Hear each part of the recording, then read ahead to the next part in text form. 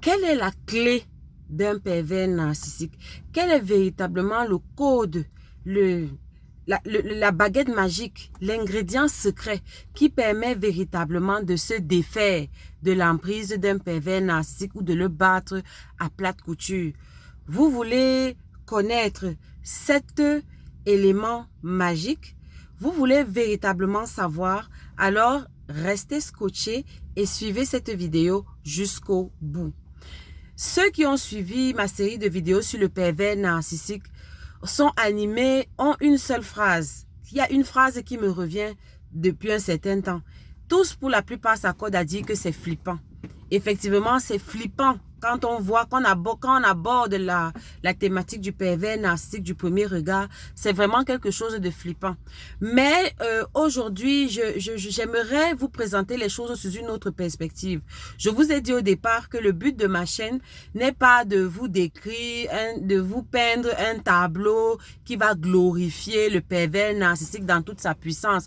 Non, le pervers narcissique n'a de puissance que celle que sa victime ou sa proie veut bien lui donner.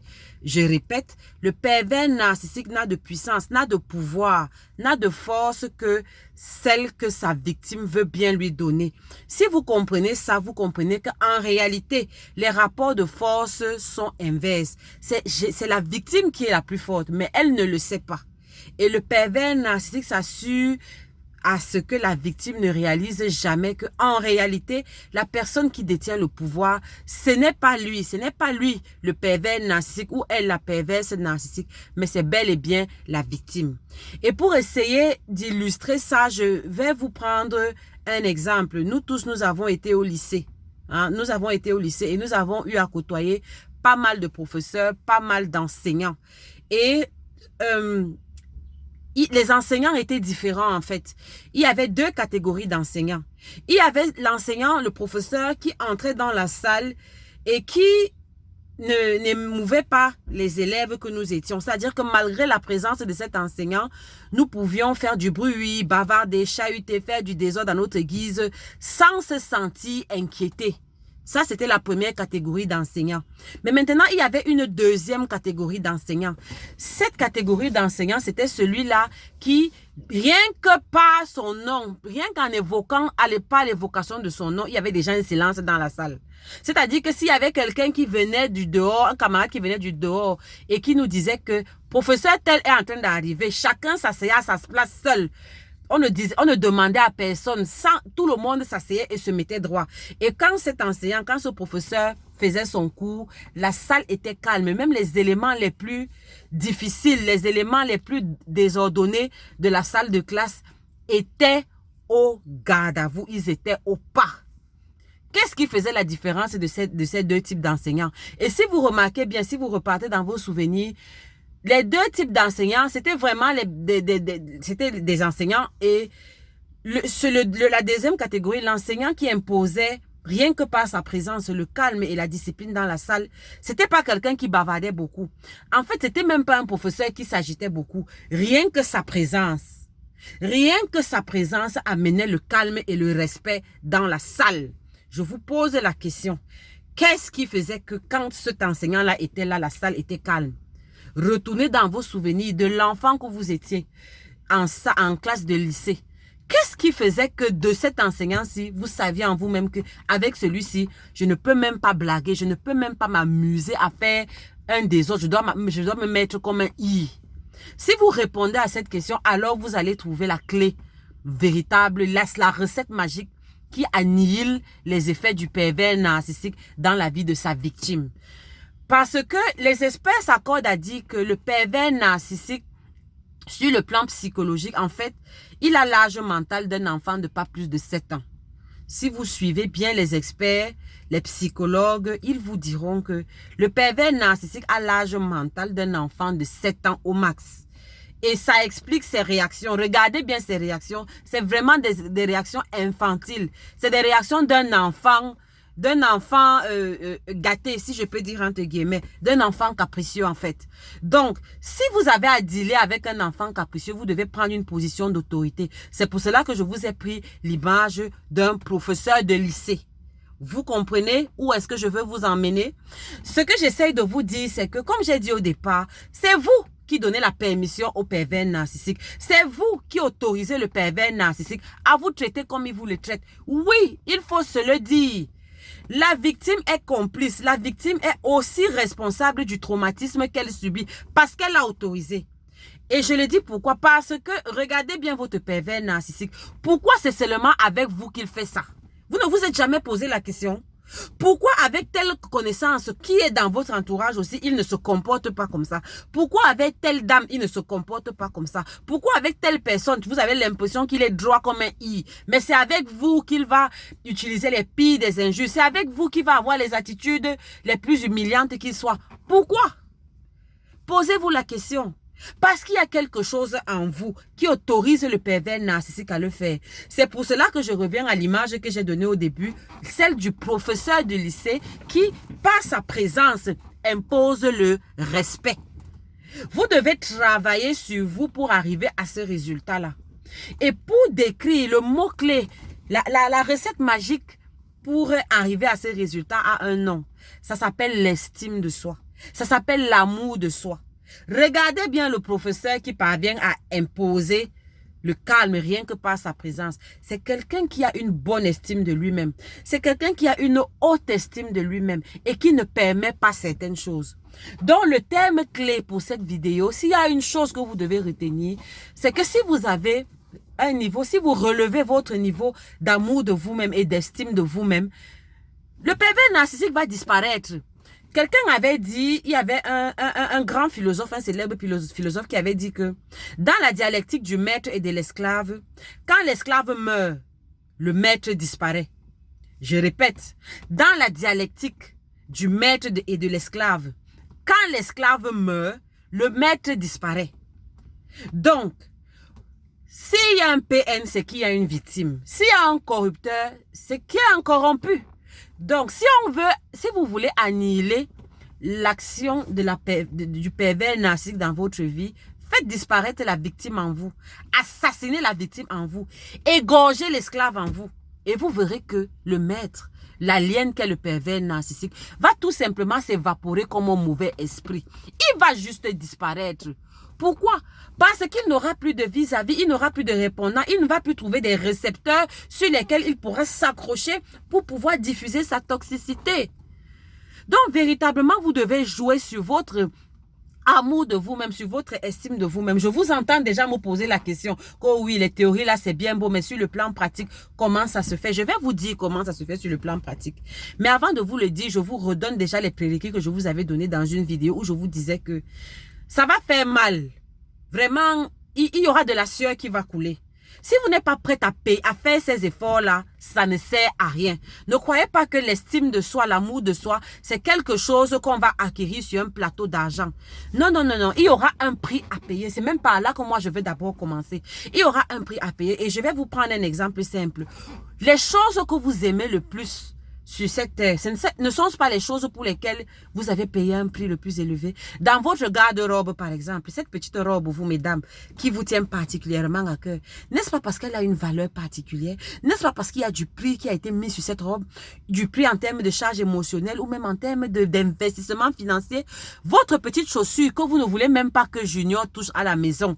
Pourquoi vous ne voulez pas? Parce que vous avez payé cher. C'est pour cela que vous aimez cette chaussure. Ça veut dire que quoi? Ça veut dire que l'amour de soi est simple. Si vous voulez dire, votre degré d'amour de vous-même sera strictement fonction et dépendant du prix que vous allez être prêt à payer pour vous. Oui, oui, oui, oui, oui, oui. Vous avez passé des années à payer le prix pour être avec le pervers narcissique. Vous avez passé du temps, de votre énergie et tout, à vous dépenser pour essayer de mettre le pervers narcissique à l'aise. Maintenant, si vous voulez rehausser votre niveau d'estime de vous-même, vous allez apprendre à payer le prix pour vous-même. Et qu'est-ce que c'est? Qu'est-ce que j'entends par payer le prix pour soi-même? Payer le prix pour soi-même, c'est se mettre en premier. Me first. Me first. Moi d'abord. ce n'est pas de l'égoïsme, ce n'est pas de l'égocentrisme, parce que vous avez en face de vous quelqu'un qui, lui, n'a pas de règles, quelqu'un qui, lui, n'a pas de scrupules, autant pour moi. Donc, ce n'est pas égoïste de dire que moi d'abord. Parce que vous avez en face de vous quelqu'un qui, lui, n'est là que pour vous exploiter, pour vous maltraiter, pour vous martyriser. Donc, ce n'est pas mal. Ce n'est pas une mauvaise chose. La Bible dit que aime ton prochain comme toi-même. La Bible n'a jamais dit que aime ton prochain plus que toi-même. La Bible n'a jamais dit que aime ton prochain plus que toi-même. Et là, je vais vous prendre un exemple très simple. Je connais une victime de pervers narcissique qui possédait un véhicule et qui a préféré que le pervers narcissique utilise son véhicule pendant qu'elle marchait à pied. Ça, c'est aimer son prochain plus que soi-même. Ça, c'est aimer son prochain plus que soi-même.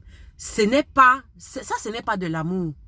Ça, c'est une vision déformée, infectée, toxique de l'amour. Ce n'est pas de l'amour. On aime son prochain comme soi-même. Ça veut dire qu'on s'aime d'abord. Donc, on se met d'abord à un certain niveau. Et c'est à ce niveau-là qu'on deal avec son vis-à-vis. Notamment le pervers narcissique. Ça veut dire que vous allez devoir apprendre à payer le prix pour vous-même. Donc, payer le prix pour vous-même, c'est investir sur vous.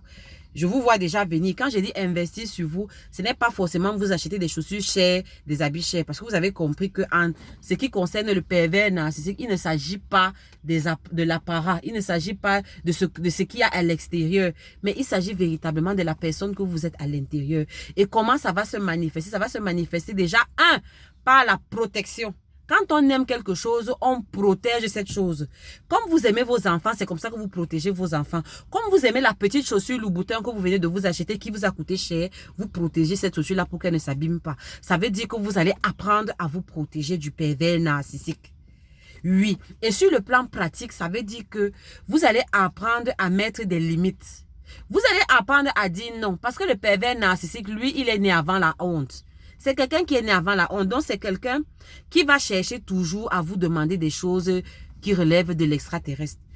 Ça dit que ça sera comme ça. Vous allez lui donner le bras, puis l'avant-bras, puis votre cou, puis votre cerveau. Donc, à un moment donné, vous allez apprendre à quitter le vêtement de lâcheté qui est sur vous. Parce que généralement, les victimes de pervers narcissiques, elles utilisent le mot peur. Que non, tu ne comprends pas. Si je lui dis non, il va se fâcher. Mais en réalité, c'est de la lâcheté. Ça s'appelle de la lâcheté. Ça dit que vous décidez de vous manquer de courage et vous vous abandonnez vous-même. Tant que vous faites ça, vous n'allez faire que diminuer votre degré d'estime de vous et vous allez juste être ce professeur qui, quand il rentre en classe, on n'entend même pas sa voix. Les élèves bavardent comme ils veulent. Les élèves font du désordre comme ils veulent. Le professeur ne parvient pas à mettre la discipline dans la salle de classe. C'est ce à quoi vous ressemblez parce que vous êtes lâche avec vous-même. Parce que vous vous êtes abandonné. Vous devez vous revêtir de courage. Je n'ai pas dit que ça sera facile. Je n'ai pas dit que... Je vous ai dit, le pervers narcissique ne va pas se laisser faire. Vous allez affronter un orage. Vous allez affronter un tsunami. Mais si vous n'êtes pas prête, si déjà vous-même, vous n'êtes pas prête à payer le prix pour vous-même, vous n'êtes pas prête à être la seule personne au monde qui va se lever, qui va se dresser et qui sera même prête à payer n'importe quel prix pour vous défendre vous-même, qui va faire ça pour vous? Vous croyez qu'il y aura un Superman qui va apparaître comme ça là sur l'écran et qui va commencer à venir vous défendre du pervers narcissique? Mais vous mentez. C'est vous-même qui allez devoir vous lever. C'est vous-même qui allez devoir vous arrêter. Vous avez vu le film Le Seigneur des Anneaux? Le Seigneur des Anneaux, il y a une scène culte. Pour ceux qui sont les cinéphiles là, il y a une scène culte dans Le Seigneur des Anneaux. Quand Gandalf, il est en train d'accompagner, je sais plus, celui qui détenait les anneaux. Et ils sont sur un corridor très serré. Et il y a une force du mal qui apparaît. Qu'est-ce que Gandalf a fait? Gandalf ne s'est pas écroulé, n'a pas cherché à fuir. Gandalf a fait face. Gandalf a pris son épée. Il a posé devant lui. Tac! Et il a dit, tu ne passeras pas. Tu ne passeras pas. Et il a posé son épée. Et son épée est devenue une lumière scintillante qui a bloqué et qui a fait disparaître la force du mal qui était apparue sur leur chemin. Voilà l'image que je souhaite donner aux victimes de pervers narcissiques. Ça n'est assez d'entendre des messages où on dit que vraiment, si tu vois un pervers narcissique, fuis. Si tu vois un pervers narcissique, prends tes jambes à ton cou. Comment tu vas prendre des jambes à ton cou par rapport à quelqu'un qui est plus faible que toi? Non, tu ne prends pas tes jambes à ton cou, madame. Et là, je vous renvoie encore au film de Matrix. Matrix, si vous vous souvenez de Matrix, le Matrix 1 de la saga, de la trilogie. Dans le 1, au départ, quand Neo ne savait pas qu'il était l'élu, même son mentor Morpheus lui a dit que si tu vois un agent, il faut le fuir. Si tu vois un agent, prends tes jambes à ton cou, n'est-ce pas? C'était valable tant que Neo ne savait pas qui il était. Mais à la seconde où Neo a réalisé qui il était, qu'est-ce qui s'est passé? À la grande stupeur, à la grande stupéfaction de Morpheus et de ceux qui avaient mentoré Neo, ils ont vu Neo, autant pour moi, ils ont vu Neo se retourner et faire face à l'agent. Ils ne comprenaient pas, ils ont tous essayé de dire que non, il faut fuir, tu sais que c'est l'agent, il va te tuer, tu ne peux pas. Neo a décidé de faire face. Et qu'est-ce qui s'est passé? Il n'a pas tué l'agent. Mais voilà, vous avez peur de quoi? Et je ne dis pas que vous allez commencer de but en blanc comme ça à affronter. Vraiment, j'équilibre toujours mes propos. Je n'ai pas dit ça, mais c'est d'abord une attitude mentale. Vous devez changer votre perspective. Victime, vraiment, c'est un terme vraiment trop péjoratif. Vous devez changer votre perspective de vous-même. Vous êtes forte, vous avez la force. Et vous devez apprendre à vous dresser et à dire non, tu ne passeras pas par ici. À dire non, je vais t'affronter. Tu t'arrêtes là. C'est ça poser les limites. C'est ça fixer les limites. C'est une attitude mentale que vous allez travailler petit à petit. Ce sera par petits morceaux parce que c'est un gros éléphant. On ne mange pas, on ne bouffe pas un gros éléphant en même temps. C'est par petits bouts, un petit bout, un petit bout, un petit bout. Et au fur et à mesure, dans le temps, sur 1, 2, 3, 4, 5 ans, ça va mettre du temps, je ne vous mens pas.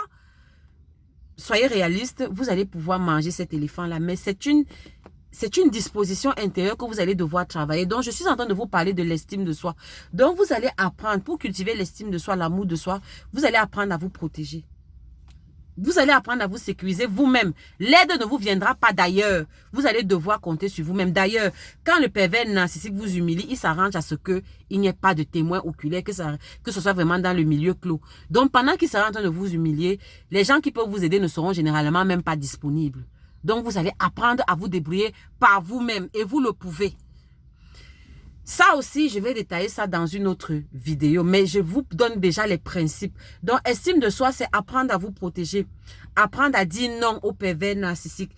Estime de soi, c'est apprendre à veiller à vos intérêts, à vous nourrir, vous, d'abord. Vous vous êtes protégé, certes, mais maintenant, vous devez penser à vous.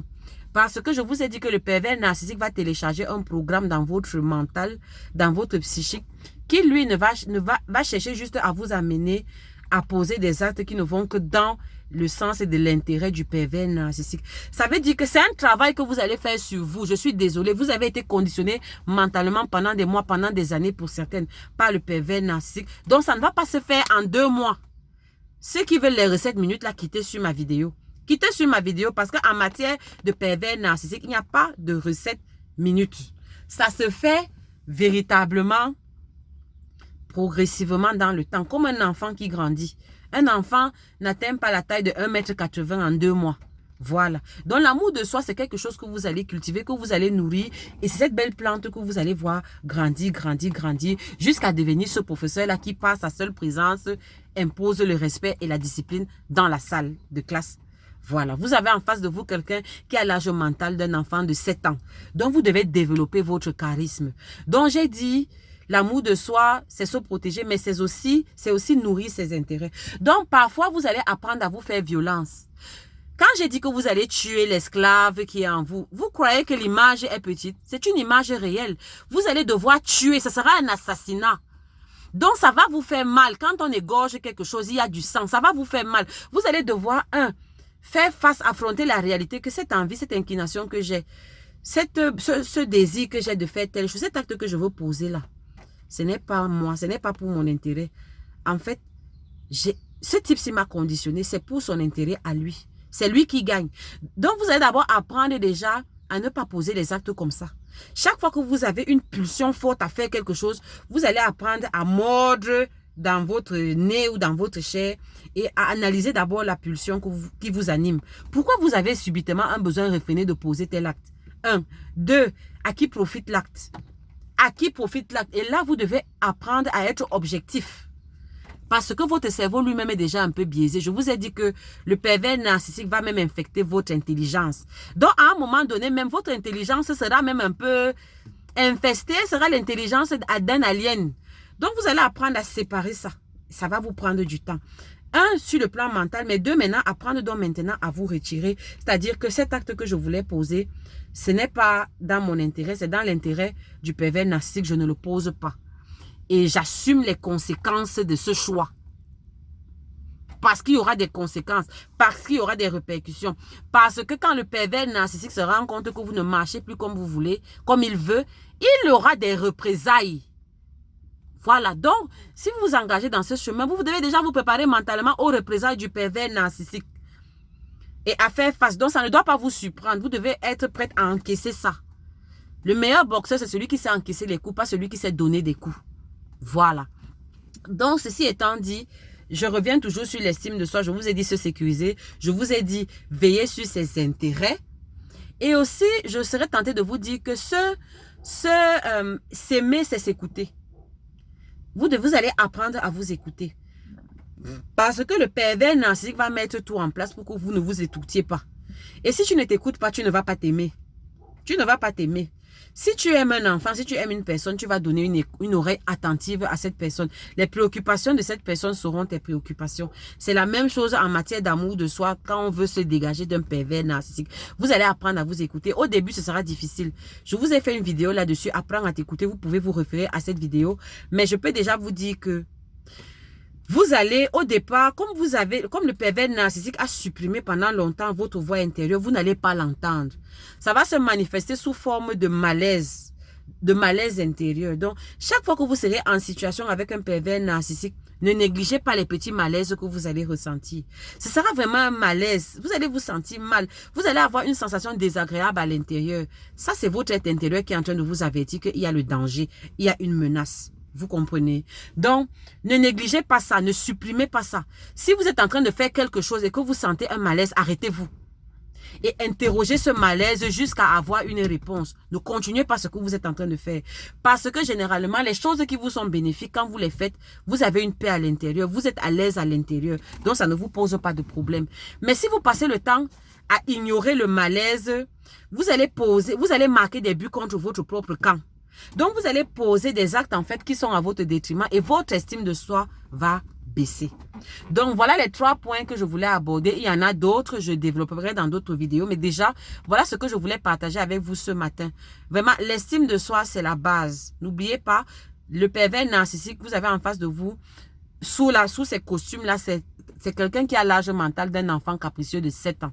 Donc, vous devez absolument cultiver en vous et prendre la position, l'attitude mentale de ce professeur-là qui, par sa posture, par sa seule présence, amène le respect. Si le pervers narcissique vous a maltraité, si le pervers narcissique vous a fait ci, ça et ça et ça et ça, bah écoutez, c'est parce que vous l'avez autorisé. C'est parce qu'il y a quelque chose en vous qui lui a donné la permission. Parce qu'il ne peut pas faire ça avec d'autres personnes. C'est seulement avec vous. Vous êtes sa mougou, comme on dit ici au pays. Vous êtes sa moumou, comme on dit aussi ici au pays. Donc, tuez la moumou, égorgez la moumou. Dans la dialectique du maître et de l'esclave, on le dit en philosophie. Quand l'esclave meurt, le maître disparaît. Et pour tuer l'esclave, mais il faudra donc travailler sur votre estime de soi. Et je vous ai donné les 3 points qui vous permettront de rehausser. Les 3 principaux points, il y en a d'autres qui vous permettront de rehausser votre estime de vous-même. Sur ce, je suis Marie Evodi Akono. On se retrouve pour une prochaine vidéo. Que Dieu vous bénisse. Ciao!